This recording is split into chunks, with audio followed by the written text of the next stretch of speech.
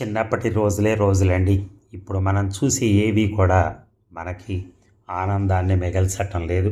ఎందుకంటే చిన్నప్పుడు ఒక వీధిలో ఆడుకునేటప్పుడు ఆడుకోకముందు గనక బాల్ గనక లేదనుకోండి, ఆ బాల్ లేకపోతే ఏం చేస్తాం? అందరం కలిసి తలా ఒక రూపాయి, తలా ఒక రూ. 10 వేసుకుంటాం. ఏది బాల్ కొనటానికి, అందరూ కలిసి ఆడటానికి. చిన్నప్పుడు రూ. 10 పెట్టి బంతి కొనాలంటే 10 మంది డబ్బులేసుకుని కొనుక్కునేవాళ్ళం. ఇప్పుడు అదే బంతిని ఒక్కరే కొనే స్తోమత ఉన్నా ఆడుకోవడానికి 10 మంది కలవటం చాలా కష్టంగా ఉంది. అప్పుడేమో బంతి కోసం ఆరాటపడి 10 మంది కలిసి డబ్బులేసి కొనుక్కొచ్చుకున్నాం.